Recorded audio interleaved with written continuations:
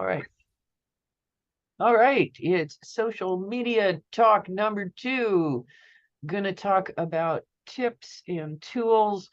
And I wanted to start, actually, Rosie sent in a couple of questions, and I thought I would start by answering them because I think they're really super good questions. So let me open up the first answer on the screen share. So Rosie said, was there a way to figure out your Twitter posts and like what's working well and what's not? And actually, if you go to analytics.twitter.com, you will be able to look at your account and you can see this in the home. You can see this is the top tweet, how many impressions it got. This is the, I was mentioned by Tor Books that got a paltry 368. Who's the biggest person that followed me? It was apparently collectedbulldogs.com. So one of the reasons that I might monitor that is, let's say I'm doing a book publicity campaign. I do have a list of people on Twitter that I will reach out to because they've got a bajillion followers and they have a reason, they're nice about retweeting. Like Cory Doctorow is very nice about retweeting stuff. So Cory is one of my publicity leads. So would I reach out to Collected Bulldogs? Probably not. That would not make a note of that. And then here's what's the top media tweet is one with some sort of media attached to it. And then if we go down, you can see in December, the same thing, top mention, top tweet, top follower. And here, Carol Mar Phillips, I don't know her, but I might reach out to her. I might go look at her profile and say, would you retweet something at some point? Because 179,000 people is a pretty substantial following, and she's a writer. So that tells me there might be some overlap. And you can see like here, new followers, that's because this is the month that Elon Musk convulsions are really hitting things. Speaking of which, if we go look at February, we are told that I have not tweeted yet this month, which is not true, which I believe is indicative of the fact that Twitter is falling to pieces. Because it does say, list other, I don't know, it's weird. With this, you can also click into the tweets tab and you can go and see, in fact, tweet by tweet, how many impressions it got, who engaged with it, right? Who actually tweeted, you clicked through in order to look at it, and then like what percentage of followers that would be. So lots of pretty colors, lots of pretty graphics, but actually a good way. I mean, if you're really serious about this, you could go through and say, okay, today I tweeted 3 times and this tweet got a huge amount of engagement. Why did it get engagement, whereas the other 2 didn't? And you'd want to look at that. Yeah. And the final thing is, if you have videos, you can go click through and see how your videos did. And then everything else here is useless and just pay no attention to it. It was my opinion, because like, in fact, I can get to a 404 if I do it that way. Another indication that Twitter is flaming trash fire. So that's a useful thing. That gives you a way to look at what's doing well, what's not. And then you also asked about the best time to tweet. And so Buffer actually put a huge amount of money into a study, and I will give you this whole thing. But basically, early mornings are, in fact, I would just give you these 2 links. Let me stop share for a second, stick them in chat. Because there are definitely best times to tweet. And it is something that you're going to want to think about your time zone and how it interacts with the rest of the world.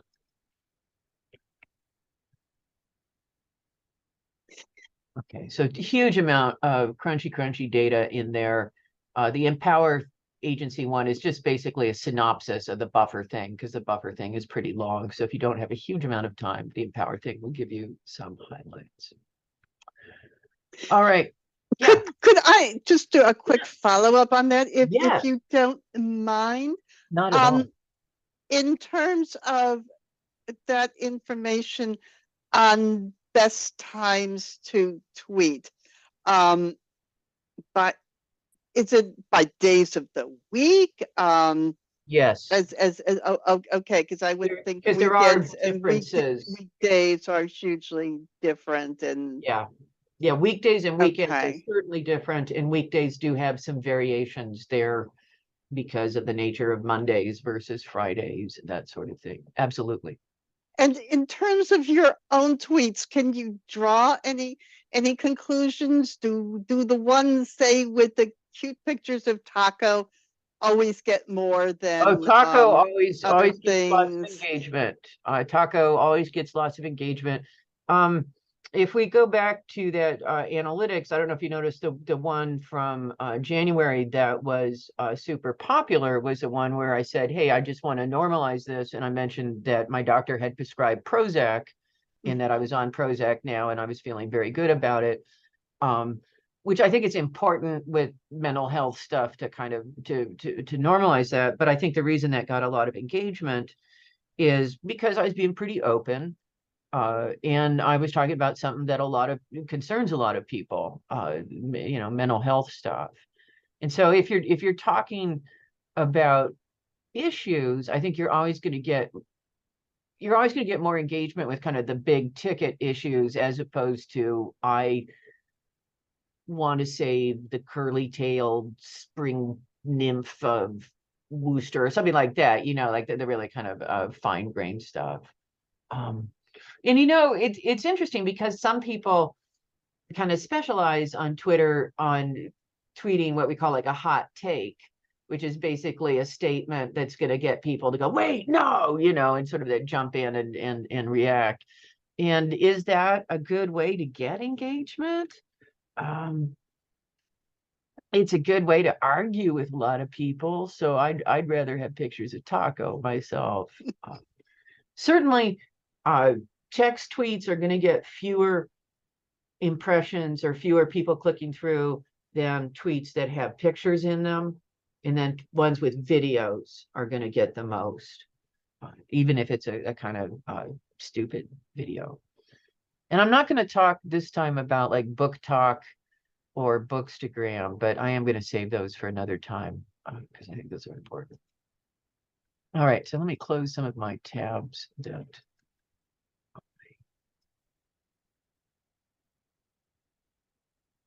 Okay, here is one more tool that you can use to kind of look and see what's going on.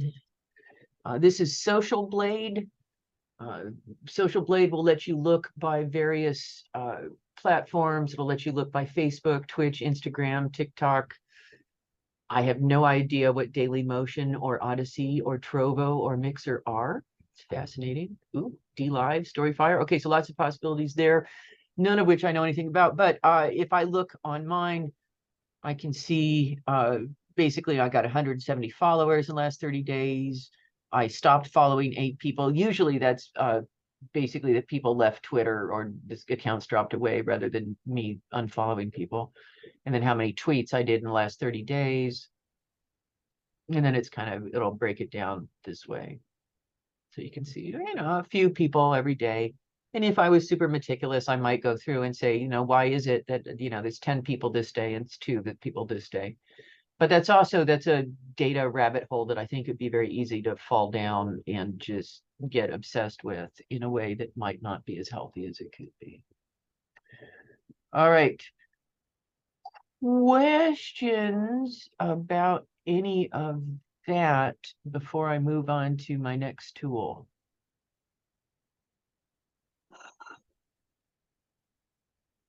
Do you have a question? Okay. Not sure. I mean, it is kind of a big rabbit hole to go down to, and multivariable is it, something was really popular because of the day of the week combined with the subject Oh, matter, yeah. and did something else that you would think would be similar just get so overwhelmed because all of Twitter was up in arms about Yeah. Yeah. whatever its issue of the day was. And well, one thing I see some people doing is, how Twitter has those Twitter trends. kind of off to the side. Here's the things that are, here's the, like, Kevin Sorbo is trending because he's once again said something jackassy, that sort of thing. I do see people who will then stick that hashtag on their tweets, sometimes in a graceful way, sometimes not at all. Sometimes tweeting stuff that is just utterly unrelated, but like hashtag whatever, Chinese balloon.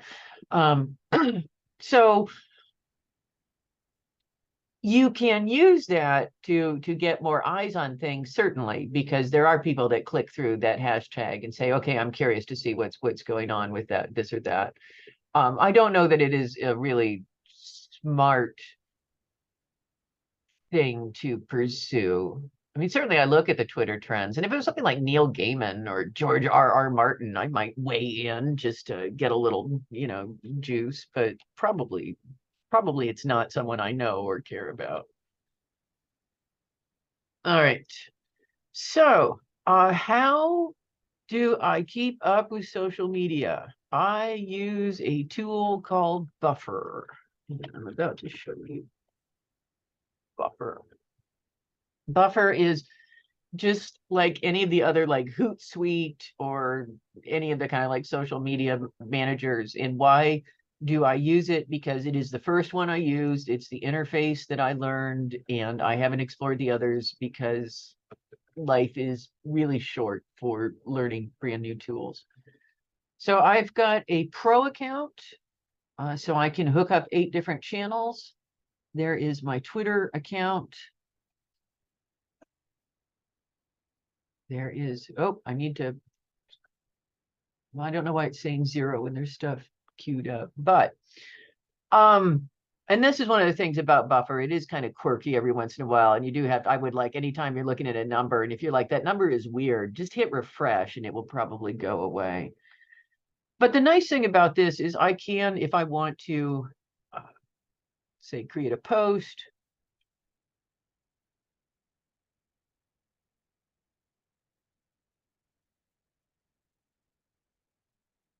And let's say that's going to the Twitter, and then I can say, okay, I also want that to go to Mastodon. I also want it to go to Instagram. I also want it to go to this Facebook, and this Facebook. And so it's handy for queuing up a lot of stuff, particularly when you've got multiple channels, which I think is super useful. Okay, so let's not post the test post.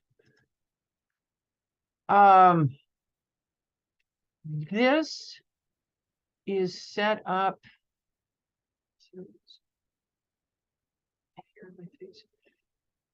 I have it set up to tweet at various times during the day. So here's when it's set up to tweet at 1:35 a.m., 5:55, 8:45. Why is it 35 and 55? That's one of the ways that I remember that it's, actually I don't, because it's 3:34. It's weird. Okay, so I was about to tell you I was much more organized than I am. Never mind. I have fewer set up on Saturday and Sunday because fewer people look at Twitter. And so I don't, I don't want to, I mean, I would like to get the people that only read on the weekends, but they're not as important to me perhaps as the ones that do it during the week.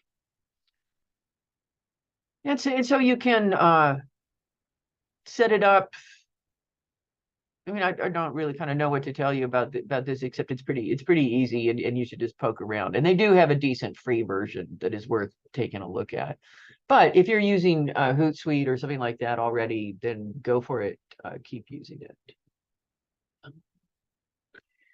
And this has some analytics, which I am going to really admit I have not looked at really hard.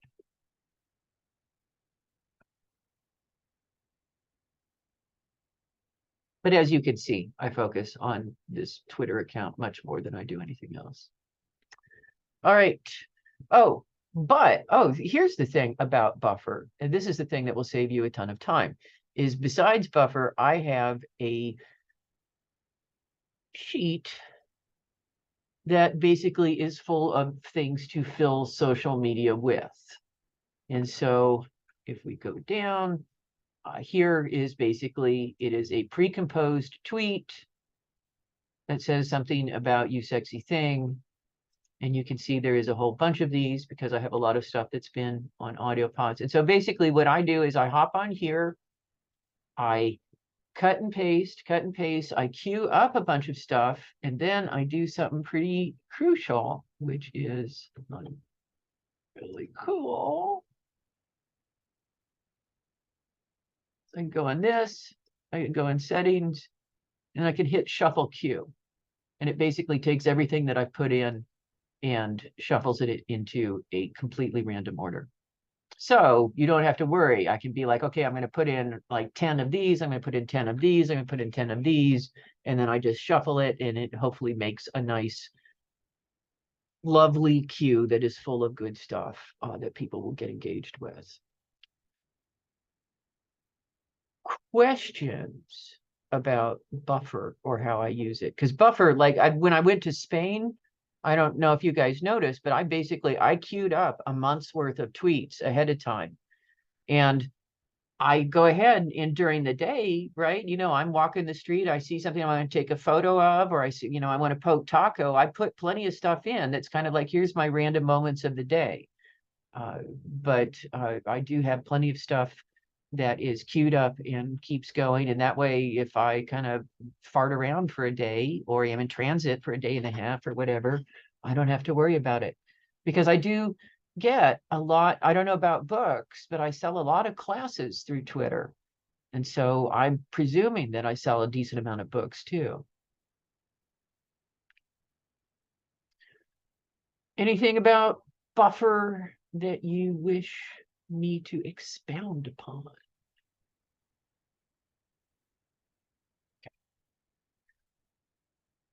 Close that website. As I said, Hootsuite, bunches of others, whatever you want to use. Now, this next tool is one that I believe Rosie sat through the whole class on already. So we'll see if Joe, if you're familiar with it too, we may just skip it. But it is one of the most useful. Oh, and actually, I'm going to show you something, Rosie, which I bet you haven't seen, and you're going to be really excited by this on Canva. Okay, so let me open this up.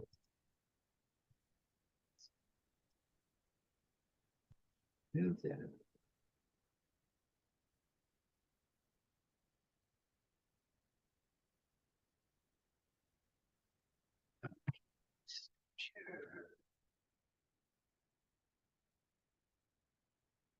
So Canva is for doing images.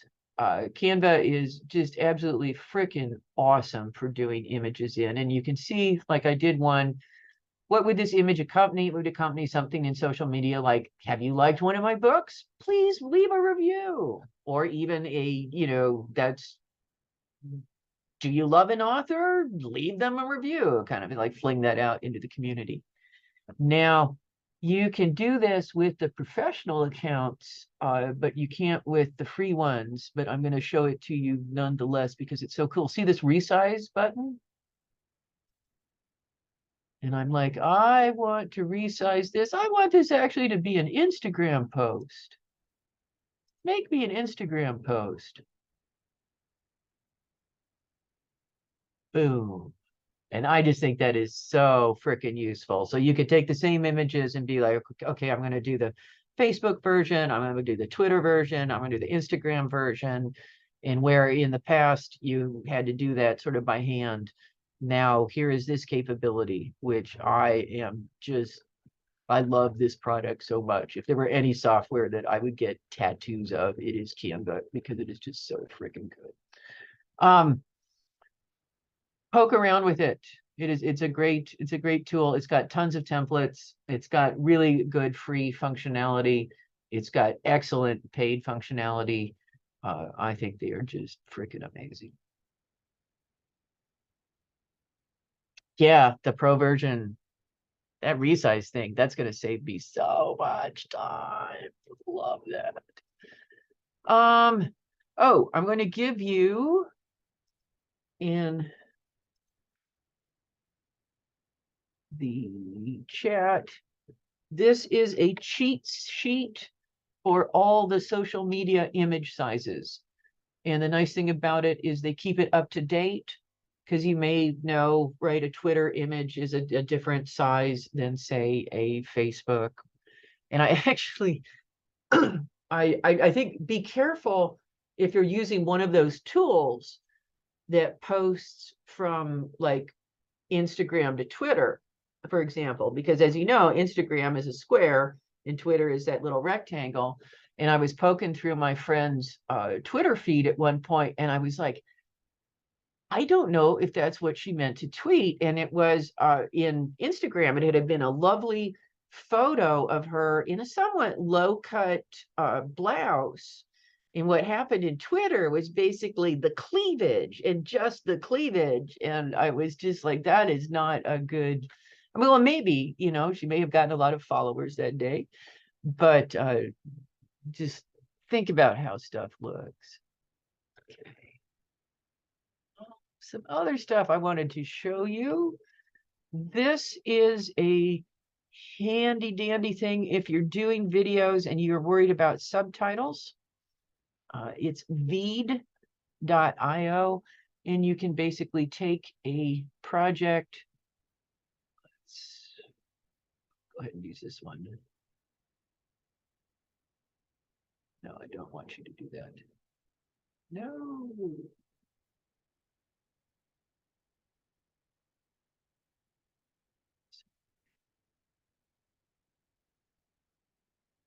All right, so I don't have a project, but once you have one up, you can use this tool basically to create subtitles.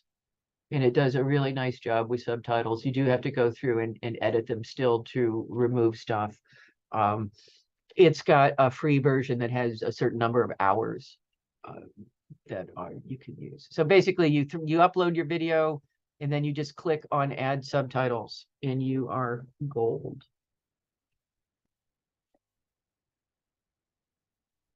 All right. Sorry, my mouse has stopped working here. Not sure why.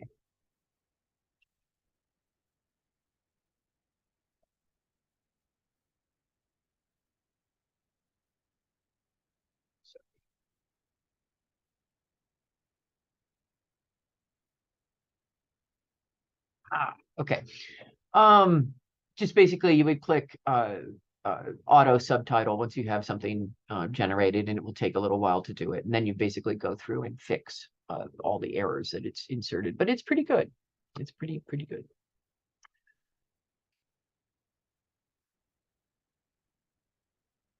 This is Airtable. If you are a SIFWA volunteer, you may have seen SIFWA. This is what SIFWA uses, is Airtable, for organizing a lot of its calendars and stuff. But you'll notice it has some good templates. One is a content calendar if you were, you know, have a blog or you want to put stuff up. But it's also got one that's specifically for social media as well.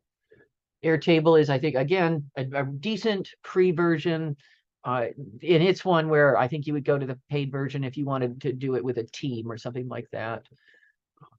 And I'm sorry I don't have a neat little Airtable calendar to show you. It's one of the things that I keep meaning to set up and don't get around to.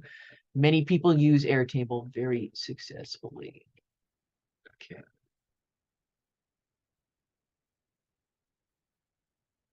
This is one more tool which I find really handy. And again, I bought a paid version of it because I liked it so much. And that is Brain FM.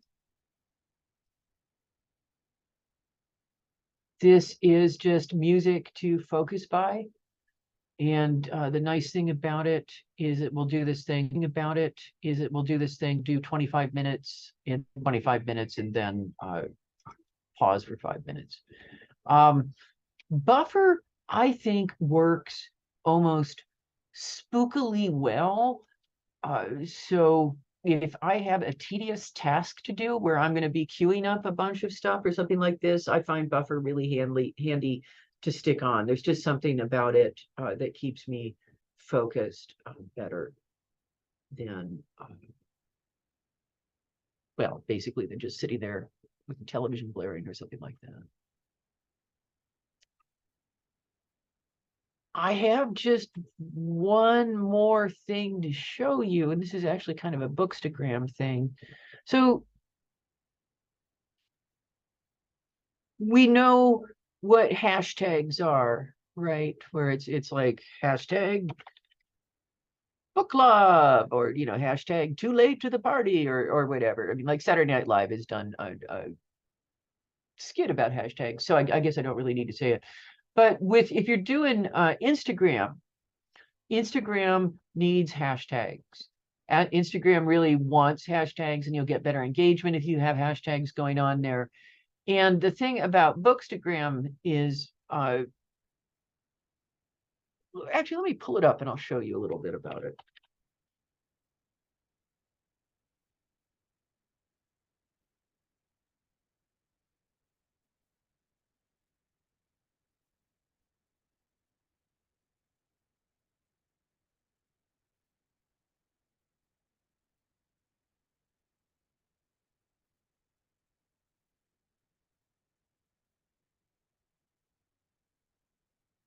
So Bookstagram is basically that part of Instagram that is dedicated to books. And there is a shit ton of Bookstagram activity. So let's screen share.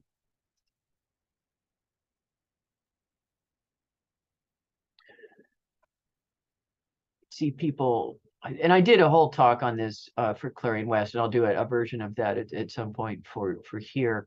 But if we click through,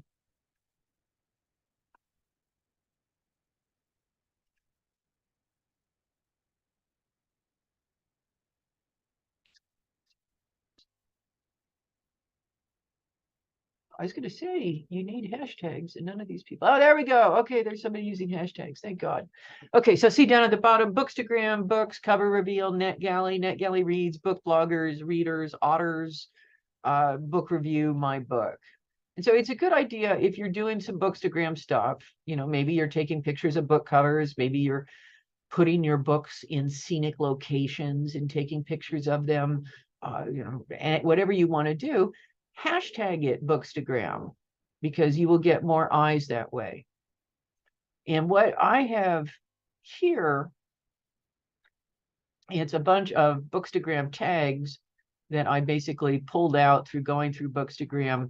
And then I actually have a script that just gives me a random set of 20 of them whenever I open the page.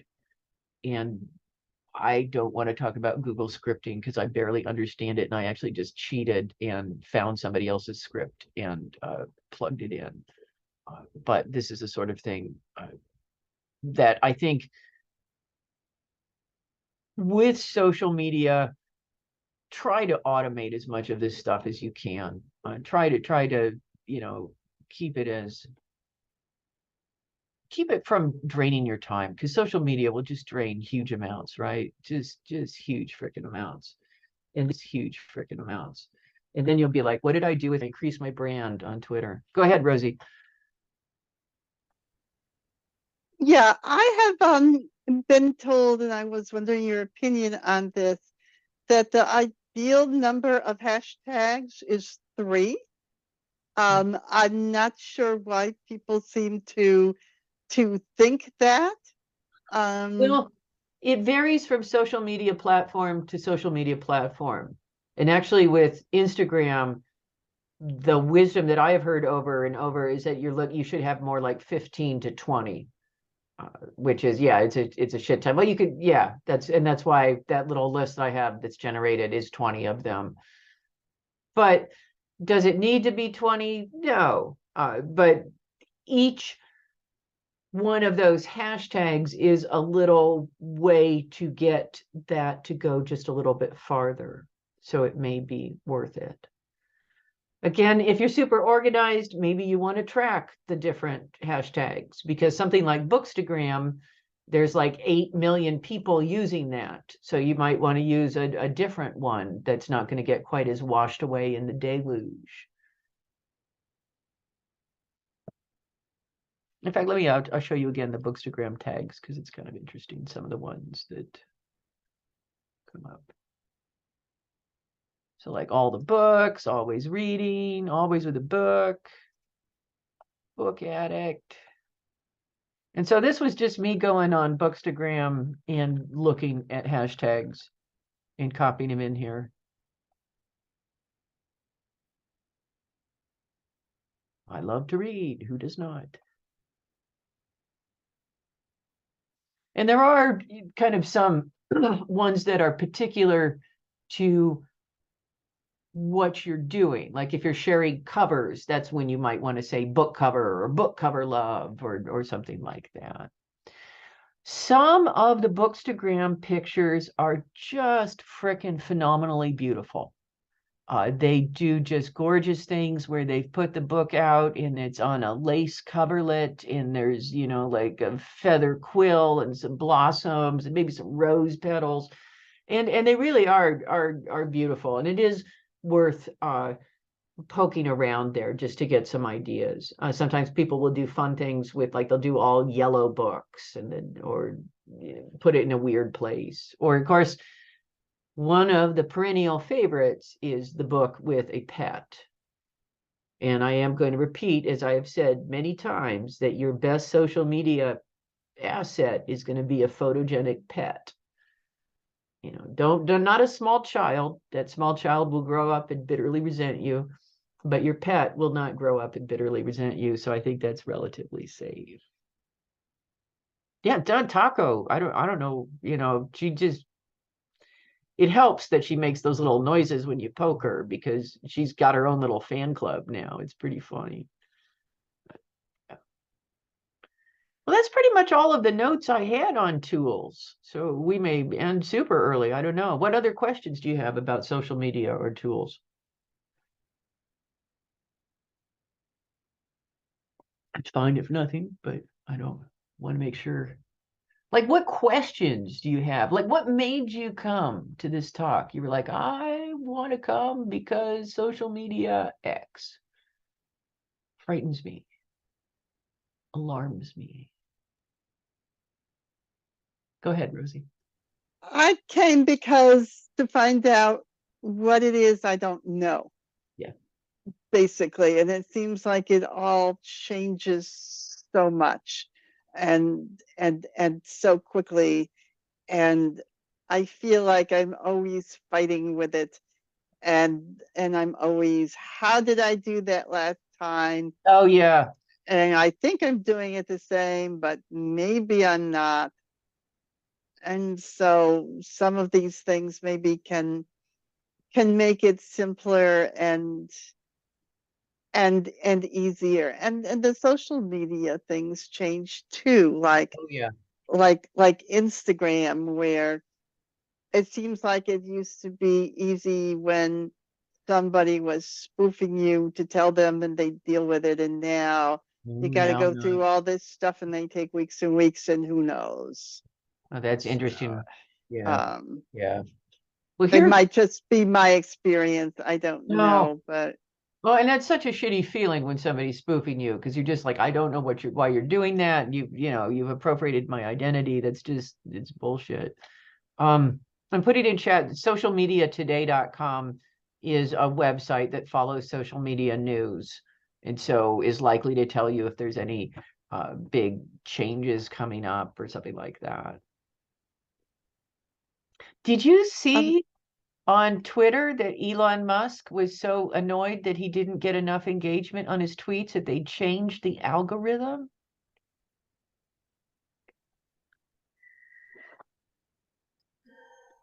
So, yeah. The little thing I saw was all these people were laughing at others who would pay $8 to get more engagement. Well, yes. here's a guy who paid 44 billion to get more engagement. Yeah.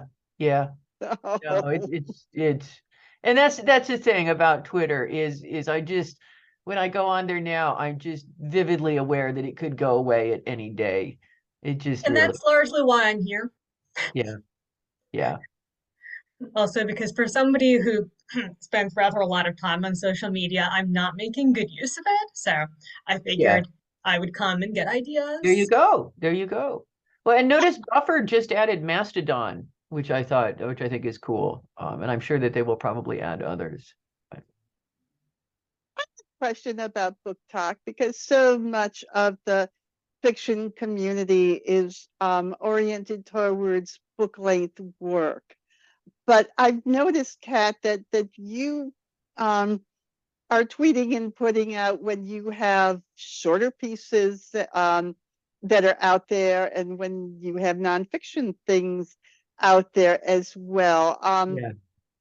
Do you do anything differently depending on length? Would you put a, a promo to an article, or say a free story on Book Talk?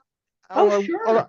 Oh, okay. So it's not Yeah. that people are expecting it has to be I don't think many pages. no. I mean, it's people who like to read. And my understanding is that the readers really like they like the feels, so go for a story that has all the feels in it would be my suggestion with that. That's a good idea. I haven't posted on Book Talk. I see like my agents on TikTok, and I keep getting notifications. It's like, God, Seth, where do you have the time? Maybe an assistant or something. Well, that's Who true. knows? That's But true. yeah. I mean, as you say, the time things could really um take a lot of time. Mm-hmm. Um, And and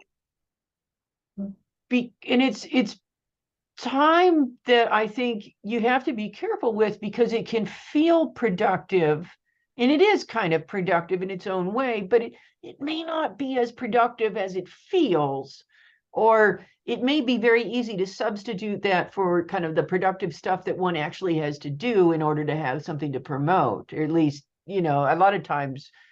And I don't know, for me, when I'm on Twitter, I will get distracted and fall down some rabbit hole because I'll discover a hashtag for dinosaur pictures or something, and yeah. well, that's the thing. Now I'm thinking, man, I can put my little dinosaurs next to the various publications that have my work. Oh yeah. Oh, that's a great Yeah, idea. you could. That'd be The super people would cool. like So, it. Yeah, yeah. Well, yeah. and if you start doing Instagram or kind of that sort of thing, well, actually, I'm going to save that for another time. I'm going to save that for the Bookstagram talk. Never mind.